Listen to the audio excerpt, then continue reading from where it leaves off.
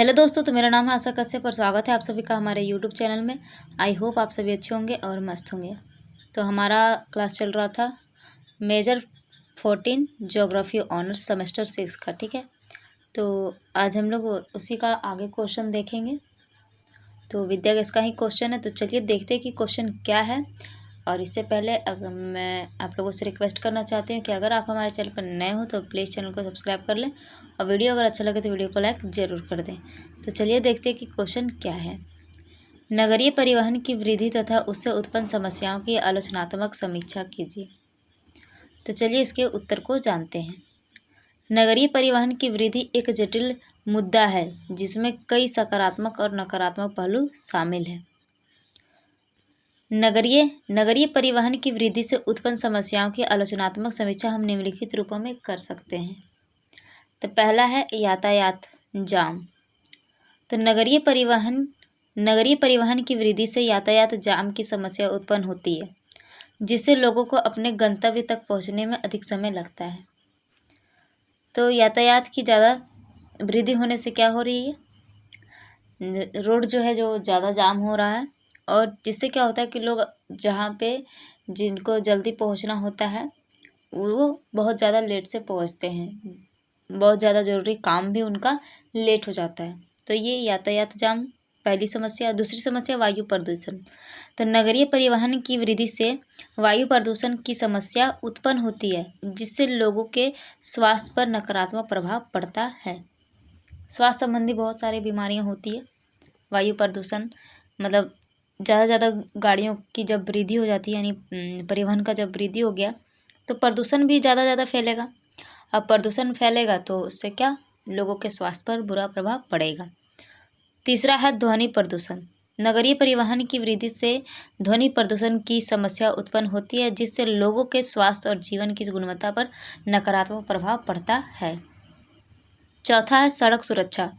नगरीय परिवहन की वृद्धि से सड़क सुरक्षा की समस्या उत्पन्न होती है, जिससे लोगों की जान जोखिम में पड़ती है। पांचवा है पर्यावरण प्रभाव। नगरीय परिवहन की वृद्धि से पर्यावरण पर नकारात्मक प्रभाव पड़ता है, जैसे कि जल प्रदूषण, मिट्टी प्रदूषण और जैव विविधता की हानि। आगे है समाधान। तो इसका क्या समाधान हो सकता है? तो सार्वजनिक परिवहन को बढ़ावा देना। सार्वजनिक परिवहन को बढ़ावा देने से नगरीय परिवहन की समस्याओं को कम किया जा सकता है।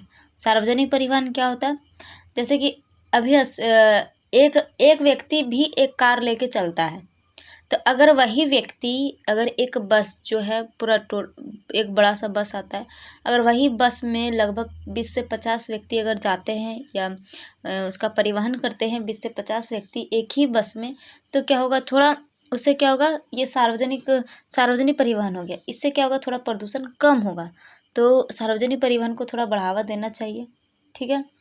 दूसरा है यातायात प्रबंधन। तो यातायात प्रबंधन को बेहतर बनाने से यातायात जाम और सड़क सुरक्षा की समस्याओं को कम किया जा सकता है। तीसरा है वैकल्पिक ऊर्जा स्रोतों का उपयोग।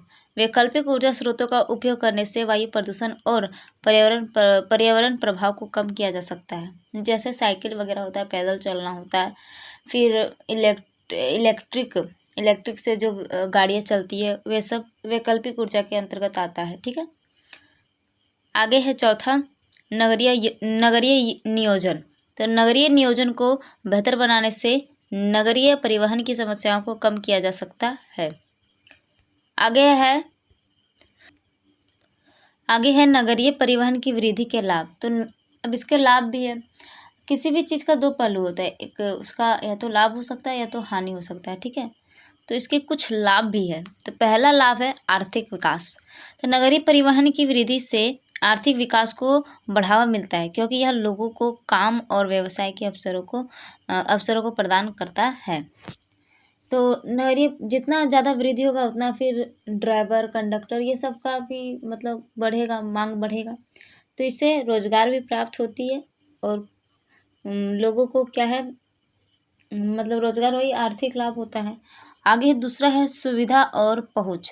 तो नगरीय परिवहन की वृद्धि से लोगों को सुविधा और पहुंच मिलती है, जिससे वे अपने दैनिक जीवन में अधिक स्वतंत्र और आत्मनिर्भर हो सकते हैं। यानी कि जब से परिवहन का सुविधा हुआ है तो लोग जहाँ पे 2 घंटा 3 घंटा पहले जाने के लिए निकलते थे, वहाँ अब आधा घंटा पहले निकलते हैं। बस, ट्रेन, गाड़ी वगैरह से निकलते हैं तो अपनी जगह पे तुरंत पहुँच जाते हैं। ठीक है। तीसरा है शहरी विकास। तो शहरी विकास भी आप लोग इसमें लिख सकते हैं कि शहर का विकास हुआ। आप इसमें पॉइंट छोड़ दिए हैं, तो अगर आप आगे लिखना चाहेंगे तो ये भी आप एक पॉइंट और तीसरा लिख सकते हैं, शहरी विकास। ठीक है। तो इसमें शहरीकरण भी हुआ, यानी शहर का विकास भी हुआ परिवहनों के वृद्धि से। ठीक है। तो अब देखते हैं इसके आगे निष्कर्ष क्या है। तो नगरीय परिवहन की वृद्धि एक जटिल मुद्दा है जिसमें कई सकारात्मक और नकारात्मक पहलू शामिल हैं, जिसमें यातायात जाम, वायु प्रदूषण, ध्वनि प्रदूषण और सड़क सुरक्षा की समस्याएं उत्पन्न होती है। परंतु इसके कुछ लाभ भी हैं, जैसे कि आर्थिक विकास, सुविधा और पहुंच तक शहरी विकास। ठीक है। आर्थिक विकास हुआ है, सुविधा और पहुंच तथा शहरी विकास भी हुआ है।